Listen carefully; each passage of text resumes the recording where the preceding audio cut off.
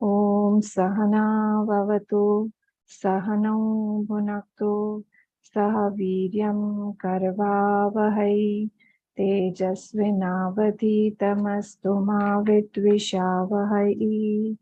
Om Shanti Shanti Shanti.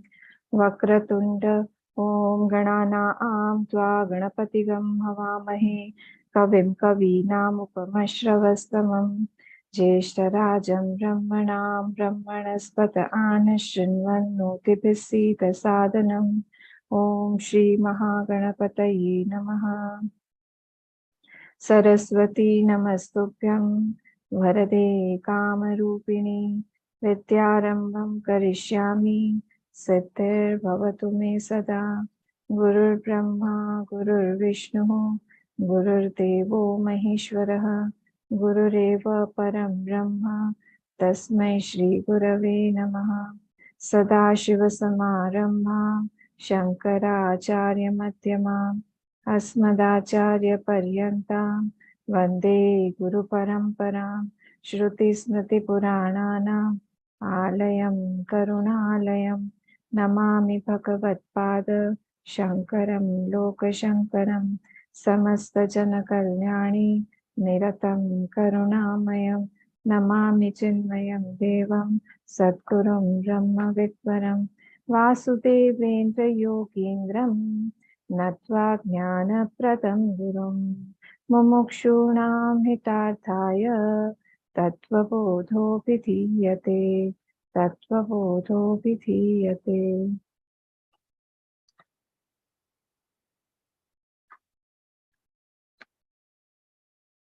We were into the topic of inquiry into the statement that thou art, and after that we did see yesterday Jivan Mukta Prasanga. So we'll read from Jivan Man of Realization, Jivan Mukta Prasanga.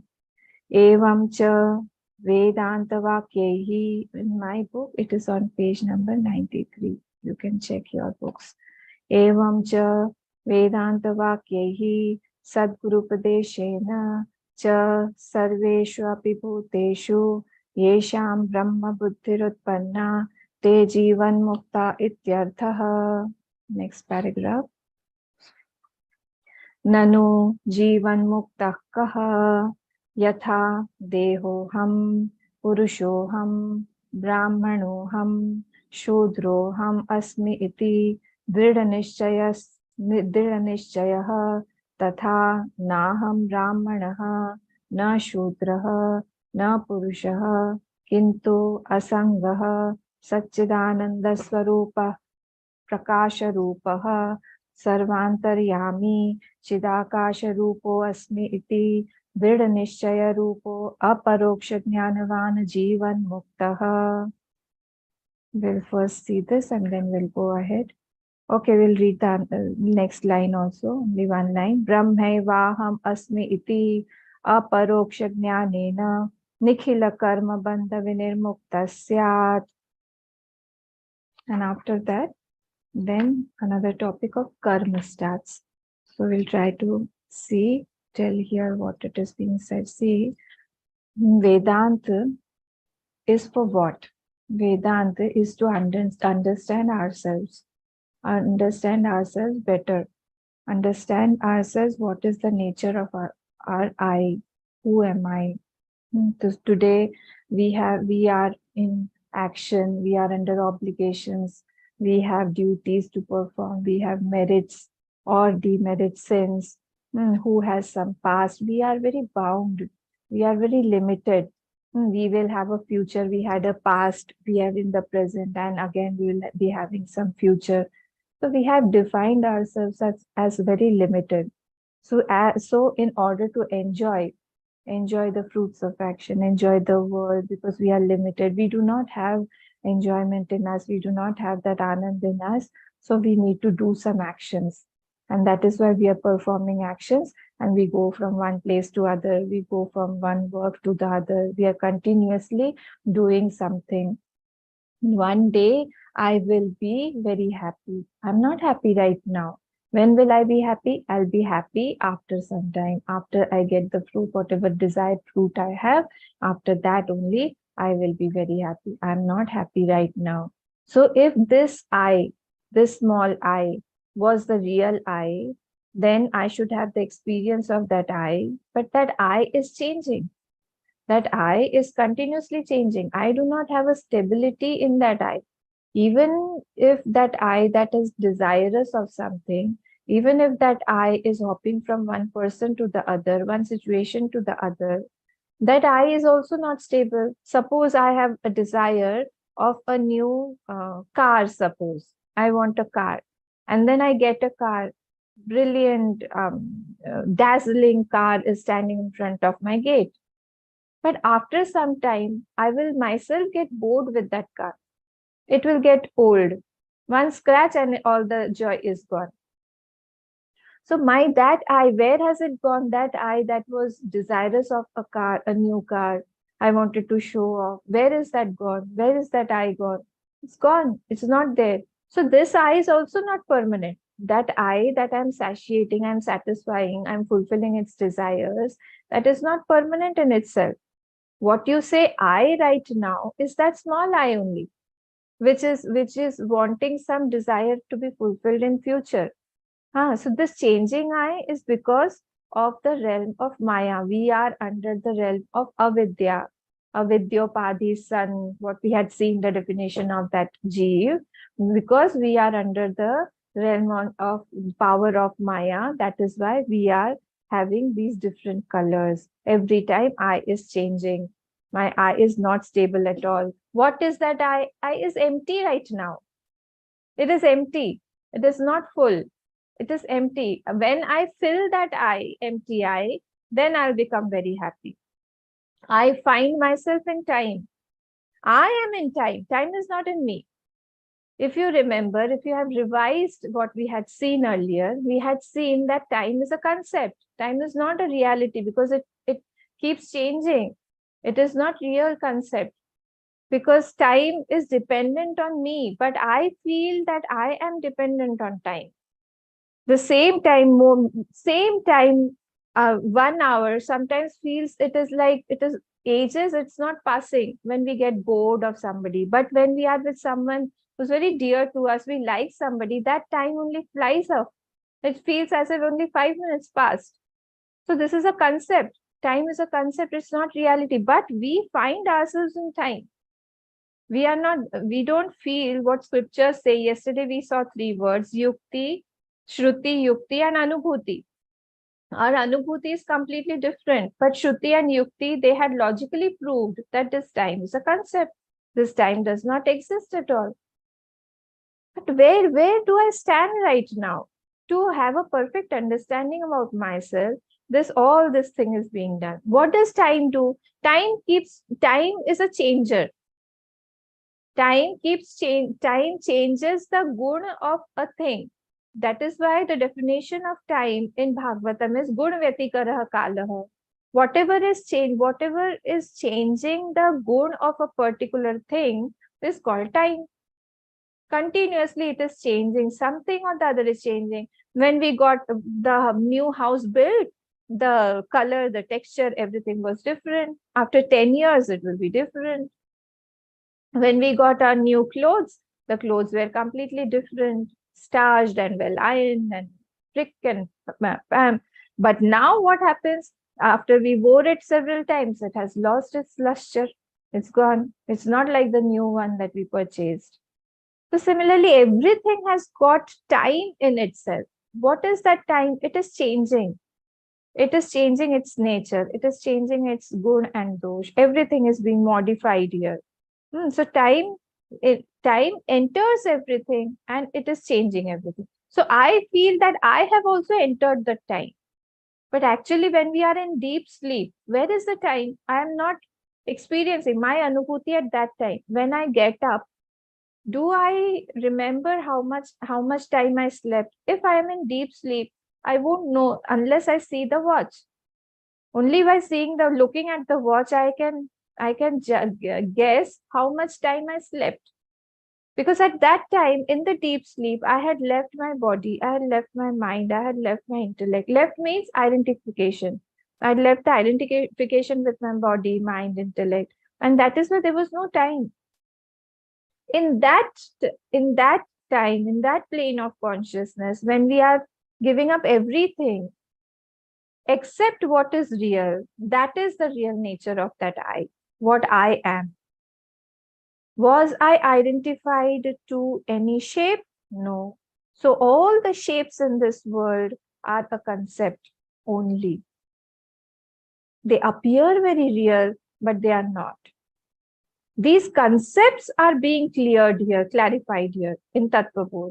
That try to understand who you are, what is the relation with yourself, with the world, your relation with the world. Are you in the world or world is in you? Are you in time or time is in you?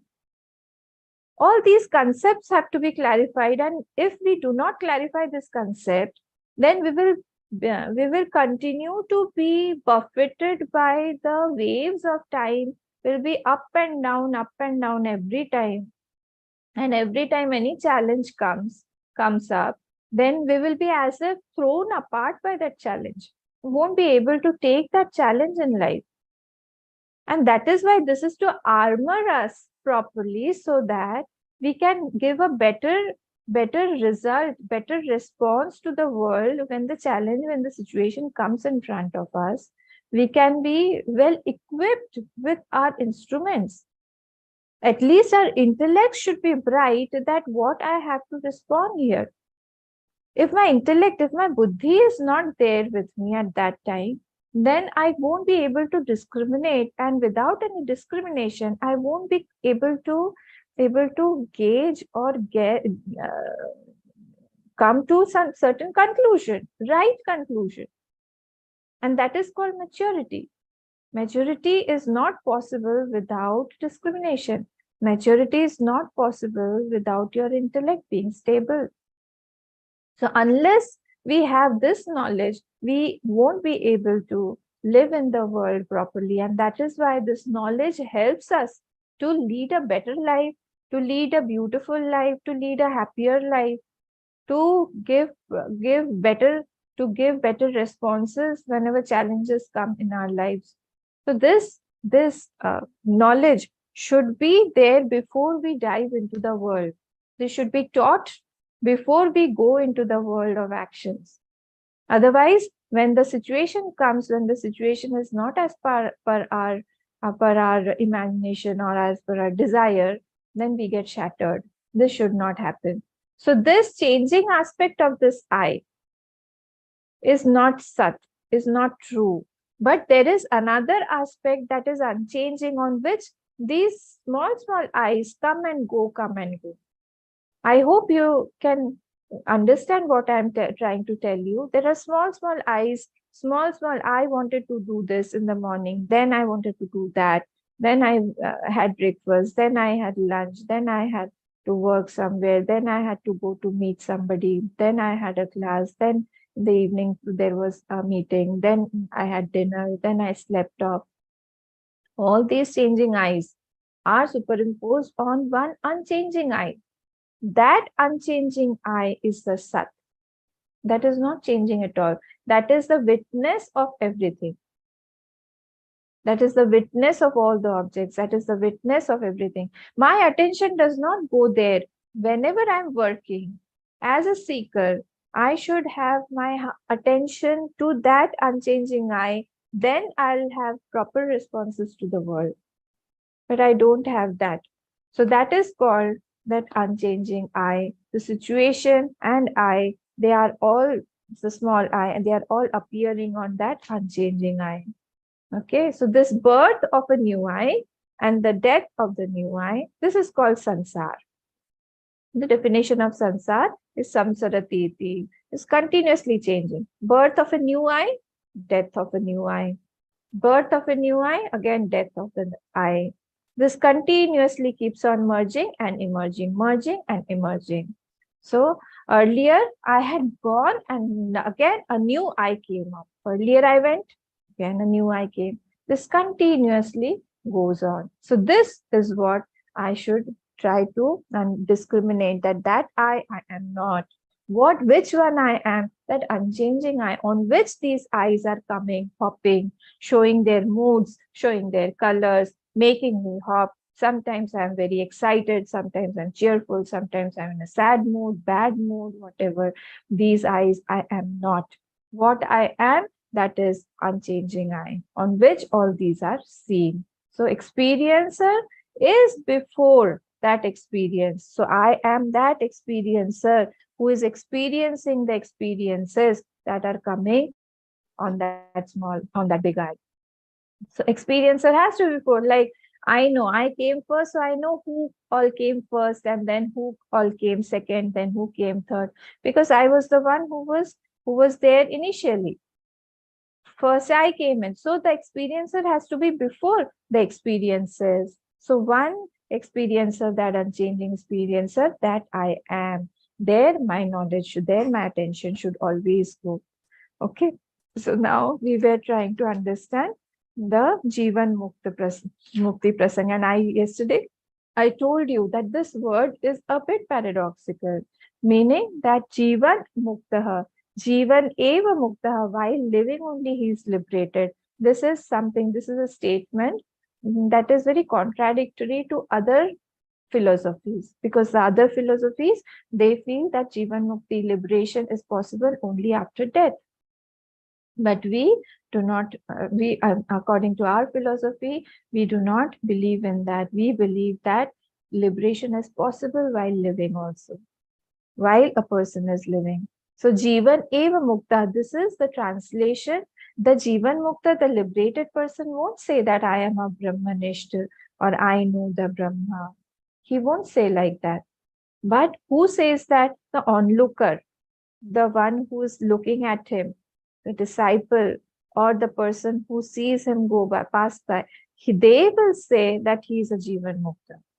While living only, he is a Jivan Mukta. That Jnani won't say.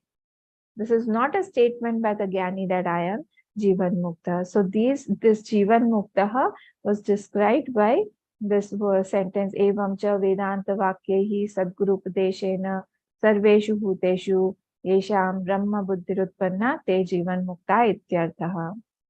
He is doing many things. Karmanyapi pravrittopi kurvan api na lipyate. In Gita Bhagwan says that even if he is in a lot of karma, even if he is doing so many projects, but still he is not tainted by the actions. The poison of that action does not taint him, does not poison him. Kurvan api na lipyate. He is doing the actions, but still he is above it. Padma Patram Ivambasa, like the Padma, the lotus leaf, that does not get wet. Even if it is staying in the water, it does not get wet. Similarly, here also, even if he is doing it, hey, why? Because take your attention to that unchanging eye, what I explained just now. His attention is always on that unchanging eye. He feels that whatever the results are coming or needs to come, that this body of five elements that will get, I am not into it. I'm different than the body. I'm different than the mind, who is a witness of all these things. So this Jivan Mukta, his experience is completely different from our experience. This is possible. Why is Bhagwan Bhashyakar, Shankaracharya Bhagwan is showing this statement, showing that this person is also there? Why is he showing us that this can be done? Because these people may think that this is some hallucination or it is not possible. This is some philosophy that cannot be undertaken. No, it is possible. That is why he has taken this prasanga in this, that the ultimate culmination of this gyan should be in Jivan Mukta only, that while living only, we are liberated from the joys and sorrows of this world. It is not binding me. At present, I feel bound by all these things, but this is not binding me at all. At present, I feel I'm in a lot of tension. What does tension mean? High frequency of thoughts. high frequency of thoughts. This has to be done, that has to be done. I don't know if this does not happen. This is called tension. But this Jivan Mukta, he does not have any tension. He feels that if it is done, also it's okay. If not done, then also it's okay. Somebody else's wish will be done. My wish won't be done. There will be some other way out. Why do I have to take the load of the whole world? World is controlled by someone else bigger than me. I don't need to take everything on my shoulders. He's free of all the decisions made. He's not taking any resolution in his mind. His mind is completely quiet. This is what is told here, that I either make your ahankar so small that it does not exist at all, or surrender it like a bhakta does. Surrender it to the Lord, to the Ishwar. This ahankar is only a problematic thing that makes me up and down, that makes me sometimes very excited. It wants something from somebody. I have started some expectations from someone. This is not good. Okay, so this is saying that the words were Vedanta Vakya 1, 2, 3, 4, 5. 5 or 6 words have explained the Jivan Mukta, the nature of that Jivan Mukta. Vedanta Vakya, by the Vedanta Vakya, that means the Mahavakyas, he understands through whom? Through Sadguru Upadeshana. And I told you that we have to add Shraddha also here. We have to have that Shraddha. Otherwise, those Vedanta Vakya won't make quite a difference in us. Guru will give us Upadesh, but if we do not have Shraddha, the Shraddha only holds that knowledge. Even if I don't understand, I'll understand it later. At least it is getting clarified in my intellect. At least I have that intellectual knowledge. I don't want that experience. Okay, I'll have that experience later on maybe. But at least I know it at the intellect level. So this happens only by Shraddha. Then Sarveshu, what is the Prama made after that knowledge? Sarveshu Bhuteshu Brahma Buddhirutpanna. In all the beings, he sees himself only. There's no discrimination between myself and others. And that is why these big Mahatmas, like Namdev, ran after the dog. The dog was taking away his roti, chapati, and he felt that, why is it taking away only the roti? I should have given some ghee also on it. It will have without ghee. So like that, this Jivan Mukta does not discriminate between himself and any other being. Any other being, like one saint was attacked by some dacoits and all, and his one hand was cut. So he was in the hospital, and the doctor came, and the doctor was applying something on the other hand. So the police came at that time, and they wanted to take his statement. So the police asked him, "Who cut your hand?" You see, we cannot say all these statements because we are not in that phase. So that Mahatma says, the person who cut my hand, the person who is applying ointment on my hand, he only is the one who cut my hand. The person who is putting ointment or he is caring for me, he is the one who also cut my hand. So this person who was there, standing there, he was taking care of him, serving. He said, "Mahatma ji, what are you saying? These people will take me away. I'll get jailed." So no, I don't mean that. I cannot see the difference between these two. This is the highest thing. So he sees Brahma Buddhir Utpanna Te Jivan Mukta iti ityartha. So these people have that vision developed, and that comes through what? That comes through his practice only. He has practiced it. So now we come to the next paragraph. Nanu Jivan Mukta Kaha. The student is saying that I want to, please explain me more. I want to know about this Jivan Mukta more. So then Bhashyakaji says, Yatha, like what happens, Yatha Deho Ham, like I feel that I am this body, like I feel I am Purushoham, I am this man. Brahmanoham. Brahmanoham means some caste. I feel I am this person, this caste I am in. Shudroham asmeti. I am Shudra. Drid nishchayah.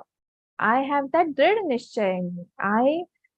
I am so firm with this notion that I am this body. If somebody tells me that you are a man, I say, no, no, no, I am a woman. I cannot be a man.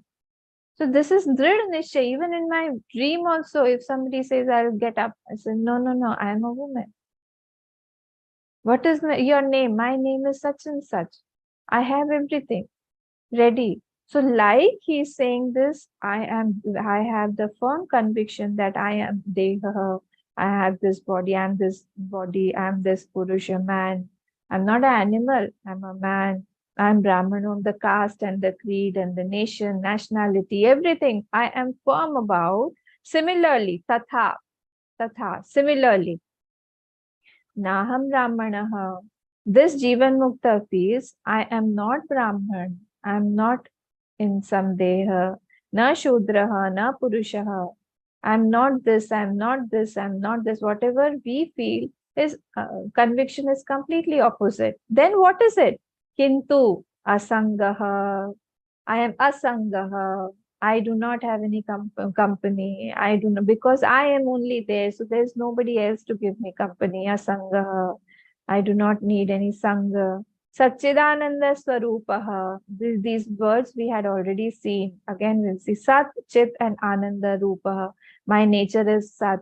I'm not changing. I'm that unchanging I that we saw just now. That Sat, the Swarup, the unchanging eye on which all the small, small eyes are hopping and coming and jumping and showing and dancing. That I am. Ananda Swarupa, I am not empty. I feel I do not have any anand. I feel very sad.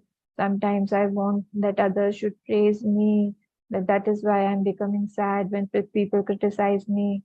I feel that I have done so much. These are all emptinesses inside us. I am worried about the future. I don't know what will happen. No, I am Ananda Swarup. All the Anand of the world is inside me. I am that Ananda Swarup, Satchidananda Swarupa. And what else? Prakasha Rupa. I'm self-effulgent, nobody else. See, I don't need anybody to tell me who I am. I am. That is my experience. Even without the mind also, I know I am. See, when you get up, I'll explain it more. Sarvantaryami, first let me explain this verse. Sarvantaryami. I am that Antaryami of everybody. It is talking from the highest stance. Chidakasha Rupaha Asmiti. I am that Chidakash Rup. Chidakash, I'll explain what it is. Asmiti Drid Nishchayaha Rupaha. His conviction is very, very firm. He has affirmed it through his nididhyas and through his experience, through Shruti, Yukti, and Anubhuti. Continuously has affirmed that. And he's stabilized his knowledge, he's established in it. How? Aparoksha Jnanavan, like we are intellectually assimilating all this knowledge, he has made that knowledge his own. And that is why he can experience that through Aparoksha Jnana, through his own Jnana, he can experience that. It is not like I am telling that some Brahma is there. That is called Paroksha Jnana. I'll come to that also. Paroksha and Aparoksha. These are two different words. That is called Jivan Mukta. He is that Jivan Mukta. He is Sthita Prajna. His knowledge, he is established in that knowledge. So let us take one by one all these words. Asangaha. I am Asangaha. I'll take from there. I am Asanga. Sangha is possible in something which has parts. Okay, Sangaha is possible only when we are in parts. The space cannot have Sangha. This is where there is not. Space is everywhere. So space cannot have another space. Okay, so Sangha is possible only when we are limited, when we are in parts. So this Atma does not have any parts. So how can it have Sangha? Yesterday also I told you, I hope you do not have this misconception that there are many Atmas. Only one Atma is there. Only because of that reflection forming, we are as if becoming so many. But this so many is called Jeev, not that Atma. Atma is only one. When it gets reflected in that the mediums, more so though many the mediums, so many will be the reflections. If you kept hundreds of buckets, the sun, that one sun won't change into many suns. That one sun will remain one sun, but the reflections will be many. Similarly, here that Atma on the Brahma is only one. The reflections can be as many as possible. Wherever you keep a medium, there that Atma will start reflecting as per the subtle body. So we have this subtle body called our mind, intellect, etc. In that reflection is getting reflected. And that is why this Atma, as if has become Jeev, which is with parts. That Atma does not have part. That is why when I talk from my that absolute point of view, I cannot have Sangha because I am partless. There's nobody other than me. And that is why there's no fear, because fear comes from somebody other than myself. That is why he sees everybody. He has this Brahma Drishti Utpanna, what was in last paragraph. Because of this Brahma Buddhi, he does not see anybody else other than himself. Look at that vision. Try to assimilate what his Ananda is, what his state is, state of mind is. Here we are continuously struggling with my, you, this, that, here, there. But he does not see anything other than himself. Can you imagine? Even the concept of time is not there in him. Other than him, does not see anything. He feels everything. Everything is a reflection of himself only. It's not that he's blind. It's not that he's not able to see any form. He's seeing everything as his own reflection. And that is why he feels wherever you keep me in a cave, you keep me in the marketplace, you keep me in the family, you keep me in solitude, wherever I am, I have that my Swaroop only. So that is why I'm Asang. You keep me in the company of bad people or good people. It does not matter because I am seeing my own reflection there.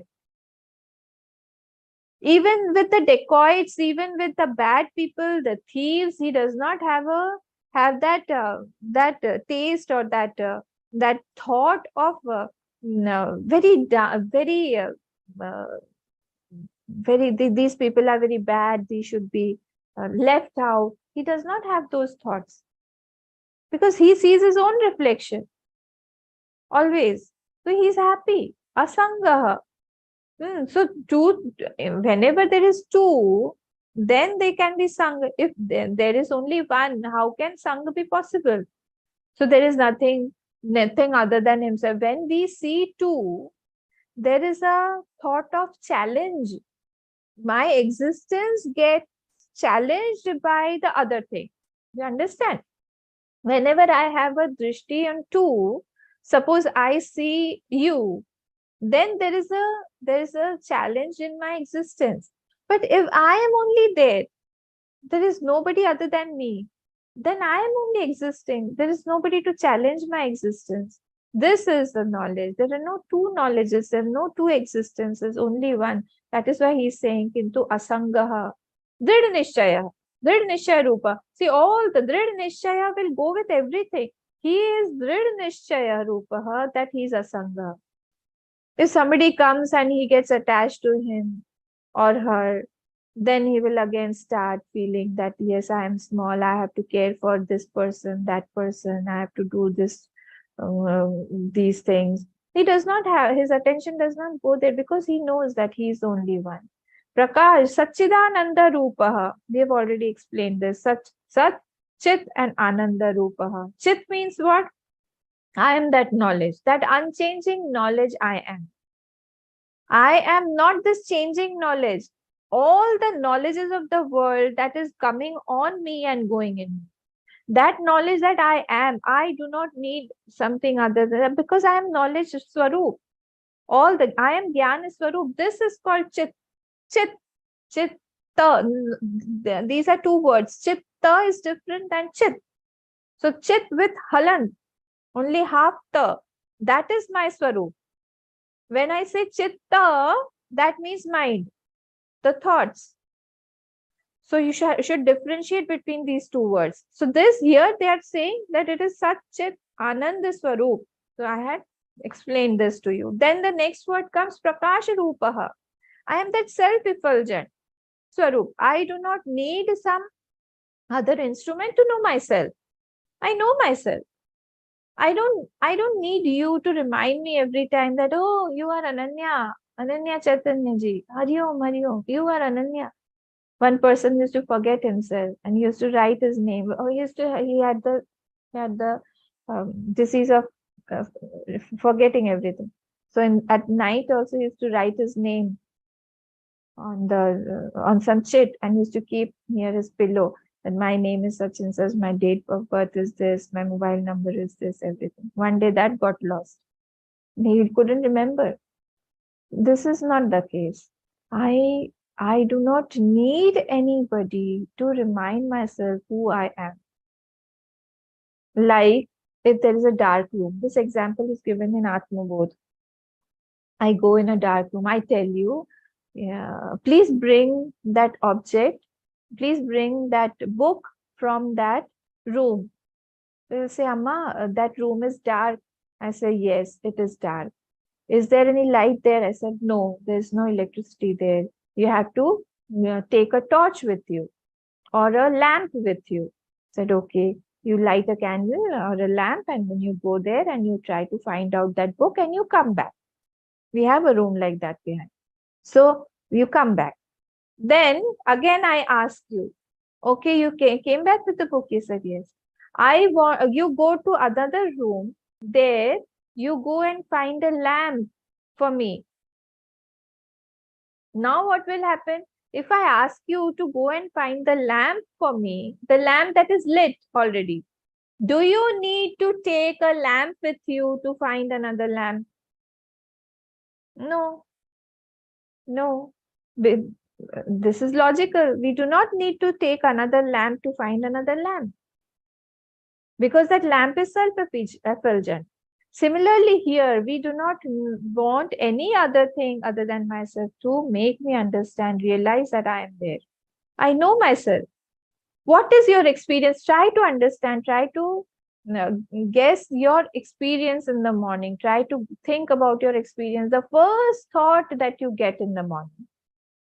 First thought when you're getting up in the morning, the first thought, what do you have?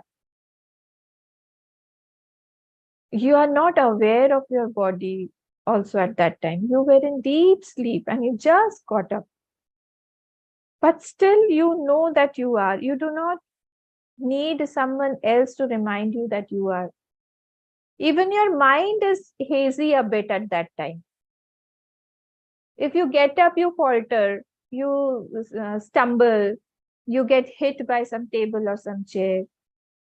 So you know that you are.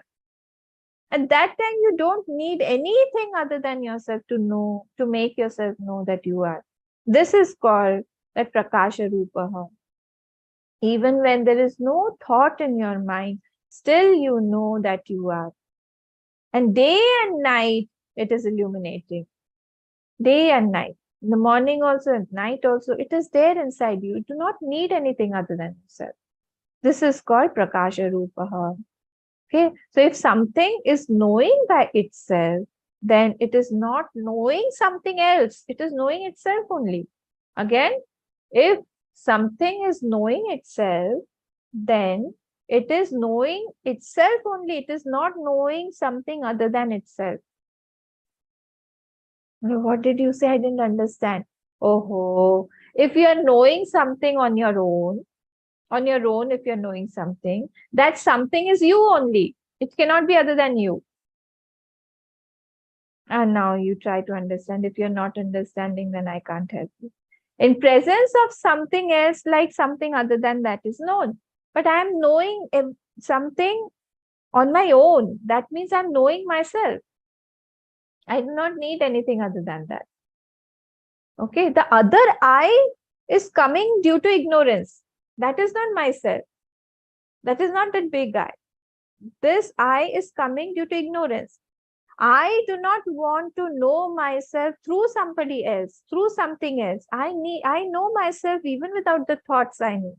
Because at that time, when I get up in the morning, there was no thought actually. The mind was also very, very calm, quiet, peaceful. There were not many thoughts also, hardly any thought. But still I knew that I am. This is the case. Now, next word is, okay, Drid Nishya has to go with everybody. Drid Nishya Prakash Rupa. Drid Nishya Sarvantaryami. Sarvantaryami means what? Sarvantaryami means, Antaryami means Antare Bhutva Yamyati Sarvan. This is the definition. Antare Bhutva Yamyati Sarvan. Yamyati means who controls. Being inside, that controls everything. Yamyati Sarvan. Antare Bhutva. Being inside, it is controlling in the presence of, like, it is the sun is controlling all the flowers. When the sun rises, the flowers, they bloom. So it is Antaryami. That is, it is controlling everybody. So similarly here, the Antare Bhutva, it goes inside, it is sitting inside, it is controlling. That is called Sarvantaryami. Then another word is called Chidakasha Rupa. See, for Antaryami, I'll tell you, if you purify your mind, that Antaryami is continuously talking to us. Continuously, it will give its advice to us. Continuously, it will either tell us do or not to do, right or wrong. It will continually keep advising. It depends on us. It depends on our instruments. It depends on our dharma, adharma, pap and punya. If we are able to listen to that Antaryami's voice or not. Again, that Antaryami is continuously talking to us. But with practice only, with upasana or with purity of mind, we can listen to its voice. To do or not to do. To go or not to go. Or it has got its own notions every time. It has got its own advice every time for us. But it depends on us whether we are able to hear him or not. This is that Sarvantaryami. You can call it self, you can call it your Bhagwan, you can call it your Guru, you can call it your Ishta, whatever you want to call. That's the thing inside. When we purify our minds completely, that voice becomes louder and louder. It will guide you. It has its own guidance. And many of you must have also experienced it many times. Because if something bad happened, then you must have felt that, oh, somebody from inside was telling me not to do, not to go, or to do this, to talk to that person. Now I missed it. That is the Antaryami. So more you purify yourselves, more you have got purity in that Antakaran through your good actions, through your upasana, more you can hear that voice. So this was that Sarvantaryami. Then Chidakash Rupaha Asmiti. Chidakash Rupa. See that space now. Chidaka Akash. Akash means what? The space. Now, what is the definition of space? Space is different and the sky is different. Is space blue? No. No. That sky is blue. What is the definition? Sky is seen outside. But that space is here also. Inside. The space is in our mind also. The space is inside our body also. So this is a difference between space and that sky. The space, the definition of that space is Akasha, Avakashat, Akasha. That which gives accommodation. That is called Akash. Avakash means what? Which is giving accommodation. Like in your room, wherever you're sitting, the Akash, the space is present because it is giving accommodation. The good of that space, please take your attention to that. The good of that space is what? Gun of that space is what? Try to think in your mind. I'm not going to unmute you all. Try to think in your mind. What is that gun? Quality of that Akash? That is the Shabda. Shabda. You get it? Shabda. Shabda, Sparsha, Rupa, Rasgan. The Sparsha is the quality of the air. Roop is the quality of fire. Ras is the quality of water. And Gandha is the quality of Prithvi. All the 5 elements. So, because we do not see the space, how do we infer that there is space? Through accommodation and through the Shabda. We are not able to see space. We cannot see space. Can we see space? But we are inferring that space is there because it is giving accommodation. That is the space. The sky that we are talking about, that is blue. The space is not blue. The characteristic of that space is Shabda, the sound. Sound is traveling in that space. Okay. So, 3 types of Akash are there. No, I thought it was only one. Outside Akash, where you see the accommodation, all the things are kept like whatever is in your room. That space is called Bhutakash. What is it called? It is called Bhutakash, where the 5 elements, you can see the things kept in that space that is made up of 5 elements. All that is Bhutakash. Second one is Chittakash. Chittakash. I told you, Chit Swarup is different than Chitta. So Chittakash, double ta.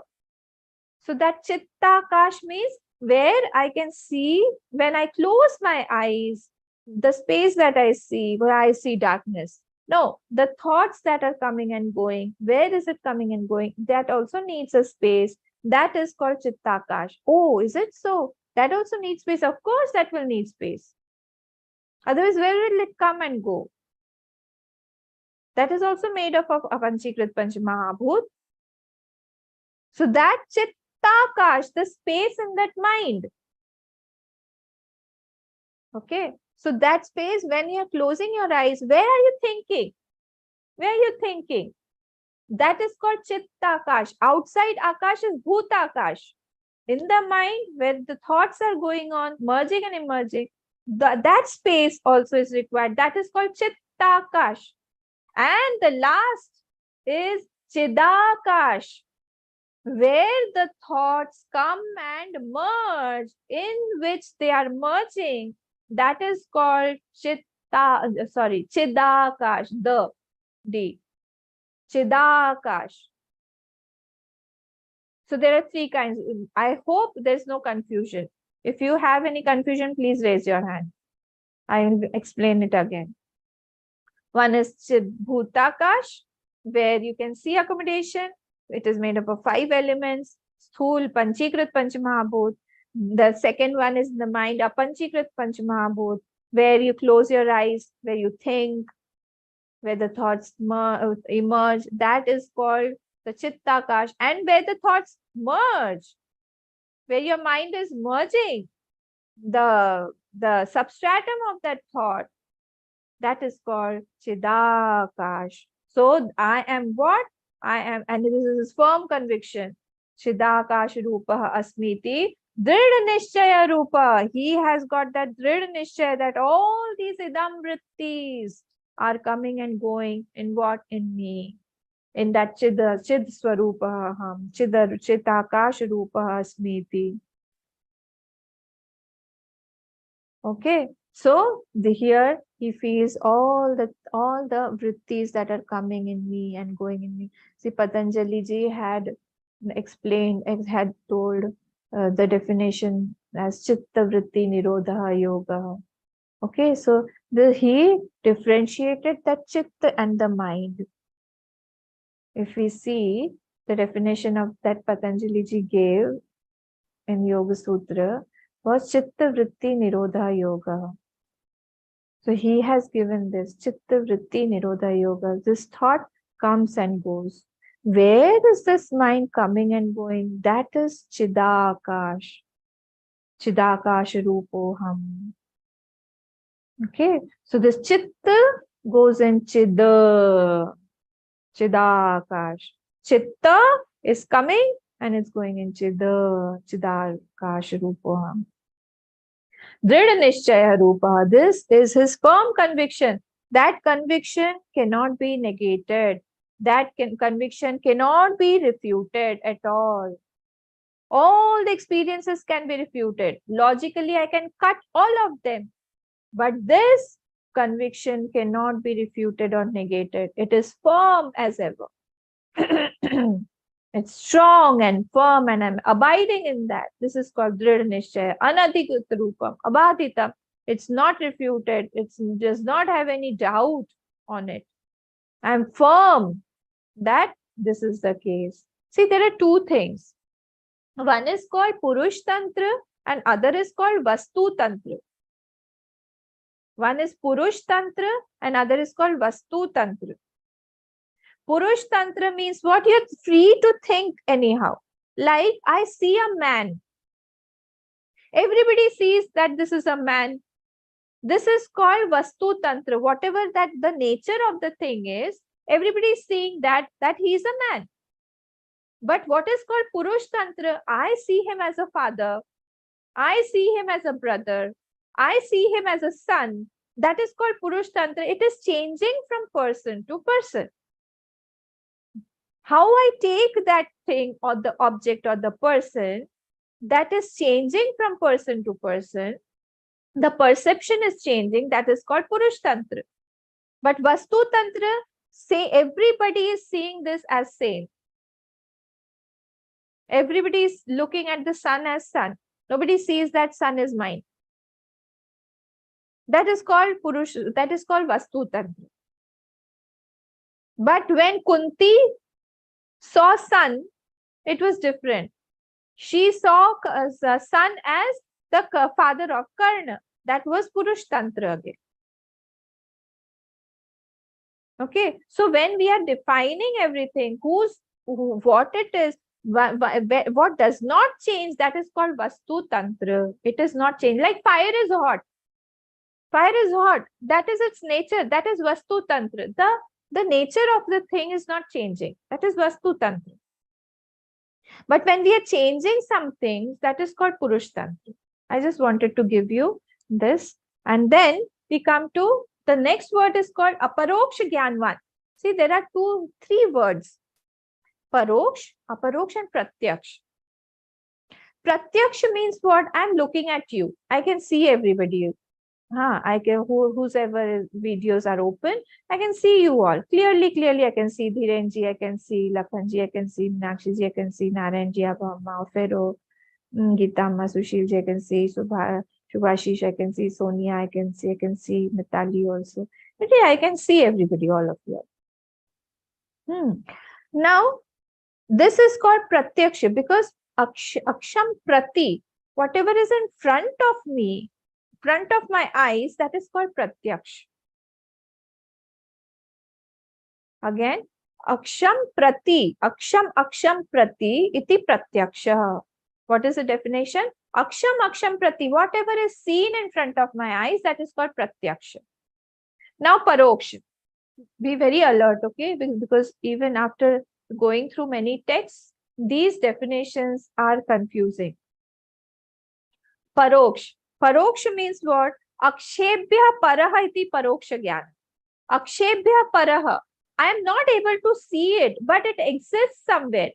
Other than myself, it is existing somewhere else. Like Swarga is there. Narak is there. Akshebhya paraha. Pitralok is there. Today is Sarva Pitra Amavasya, isn't it? The Pitars had come. Now their day is getting over. They have their, like we have 24 hours day and night. They have got 15 days day and 15 days night. So for 15 days day, they were here and now they will go off to sleep. 15 days night. So Pitralok is there. Who told Paroksha Gyan was told by the Vedas, the Puranas. So akshebhya paraha, paroksh, it is there, but it is not visible directly to my eyes. That is called paroksha. And what is aparoksha? Aparoksha means what? I do not need any cause to see it. I do not need any instrument to see it. Like aparoksha gyan is I am. I do not, even if I close my eyes, I know that I am. I do not need the instrument of my eyes to know myself. I do not need the instrument of mind or the thoughts to know myself. That is called aparoksha. I hope this is clear. One is pratyaksh, that is in front of my eyes. I can see clearly. I can differentiate the shapes and forms, everything. Paroksha means what? Akshebhya para. It is somewhere else that is beyond my vision, but it exists. And aparoksha means it is existing in me only. I do not need any instrument. I do not need anything to see that thing. I know I am. That I do not need any instrument to see. Okay, so I do not need my thoughts also to see myself. That is called aparoksh. I need the scriptures to tell me the paroksha gyan. And I need my praman, pratyaksha praman, all the panch gyanendriyas that I have, that I need to see the pratyaksha gyan. So here, what is it? Aparoksha gyanvan jivan mukta. This gyanvan, he is what? He has got aparoksha. This knowledge is so firm in him. Drir nishchaya rupa. This is so firm in him that he sees himself as, he knows himself as I am. I do not need any other thing to illuminate myself. I am prakash rupa. I am there. This is prakash rupa. I am aware that I am. I do not need anything else. Okay, so this was Paroksha Gyanvaniti. Next, this thing is Brahmaiva Aham Asmiti Paroksha Gyanena. With this Brahma Eva Asmi Ahamiti. I am that Brahma. With this Aparoksha Gyan, see, if you do Sandhi Vichhed, it will become Brahma Eva Aham Asmi Iti. Aparoksha Gyanena. Don't see it as Paroksha Gyanena, okay? There's a hidden there. a hidden there. Brahmaiva aham asmi iti aparoksha gyanena nikhila karma bandha vinirmukta syat. Now the topic is going to change. They are taking us, see the expertise of our Bhashyakarji, Bhagwan Bhashyakar. He's slowly taking us to the karma aspect of it. So now he's saying that knowledge, that Brahma eva aham asmi, that aham brahmasmi, the Tattvamasi has become now aham brahmasmi. That knowledge is firm through aparoksha gyan. He has experienced it. It is his anubhav. That is not his bookish knowledge. He knows himself. When he hears about the scriptures, he feels, oh, this is talking about me. He enjoys it every moment because he sees himself. This is a reflection of myself only. I am that infinite self. And that limitlessness is there. Okay. So this is called this aparoksha jnana. Nikhila karma bandha vinirmukta. He is free from all the bondages. Does not have any bondage at all. Now, nikhila karma bandha vinirmukta syat. What is this? All the karma. This is a very, very big statement. He is free from all the fruits of actions of all the karmas. How and what are the karma? That is our next topic. That we will see in our next class. This will take us to 3 types of karma. That is Agami Sanchit and Agami Karma, Sanchit Karma and Prarabdha Karma. This we will have to see next time because today's time is over. We will see it later on next time. Okay, very, very interesting topic. If we are going to do some karma, we need to know ourselves. We need to know how this action gives us fruits of action, how it changes into fruits of action. Otherwise, we'll get stuck up, we'll get bound again. Okay, so please revise this. It's a very beautiful text and be prepared, come prepared next time so that you can revel more. This is for enjoyment.